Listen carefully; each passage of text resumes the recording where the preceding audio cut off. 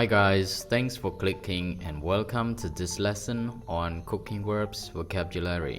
So todayអ្នកទាំងអស់គ្នាសូមស្វាគមន៍សាជាថ្មីមកកាន់ The English Channel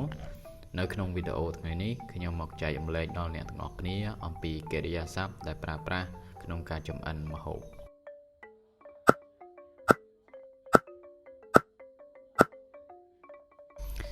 កិរិយាសព្ទទី1ចិត្តជាបន្ទះយើងប្រើពាក្យថា slice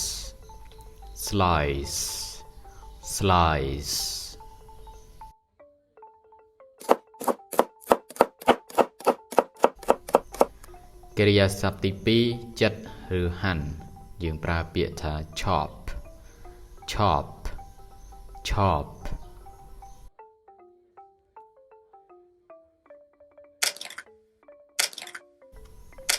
កិរិយាសព្ទទី3គោះឬក៏បំបែកយើងប្រើពាក្យថា break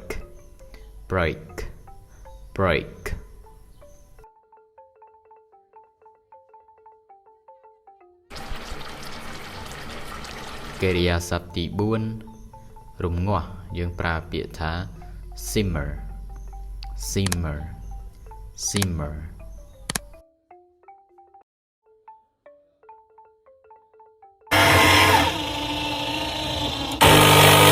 កិរិយាសព្ទទី5ឆុងតែឬក៏ឆុងកាហ្វេយើងប្រើពាក្យថា make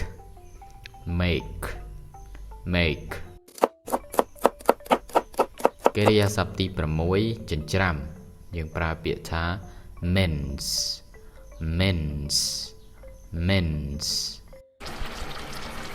កិរិយាសព្ទទី7ស្ងោរយើងប្រើពាក្យថា boil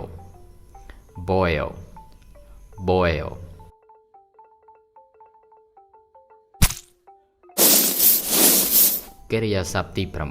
8ច្របាច់យើងប្រើពាក្យថា knead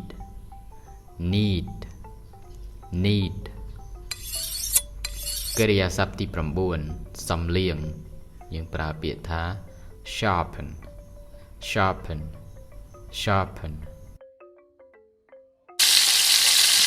កិរិយាសព្ទទី10បំពងយើងប្រើពាក្យថា deep fry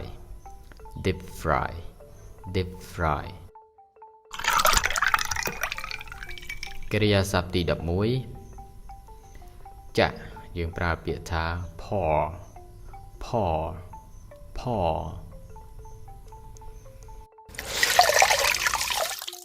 កិរិយាសព្ទទី12ច្របាច់យើងប្រើពាក្យថា squeeze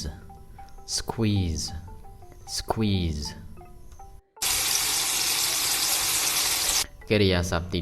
12អាំងឬក៏លីងយើងប្រើពាក្យថា roast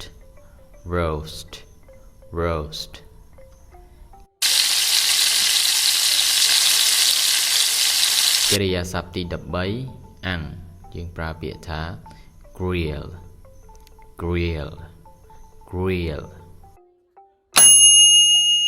កិរិយាសព្ទទី14កម្ដៅ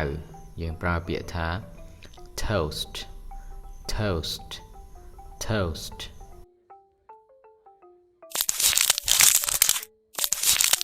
កិរិយាសព្ទទី15កោសឬក៏ឈូសយើងប្រើពាក្យថា grate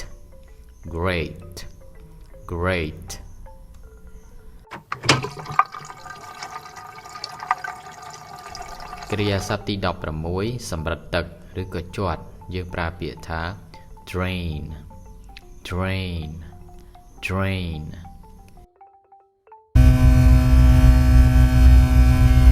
កិរិយាសព្ទទី17ក្រឡុកយើងប្រើពាក្យថា blend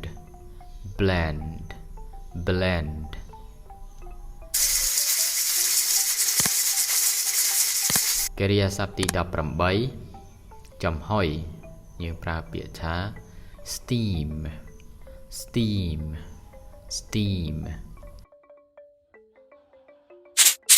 កិរិយាសព្ទទី19រោយយើងប្រើពាក្យថា sprinkle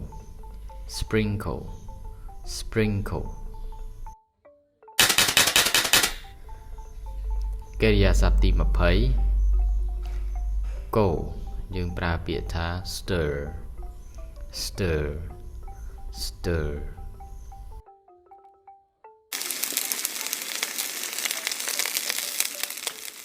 កិរិយាសព្ទទី21 ខយើងប្រើពាក្យថា stew stew stew សូមអរគុណអ្នកទាំងអស់គ្នាជួបគ្នានៅវីដេអូក្រោយបាយបាយ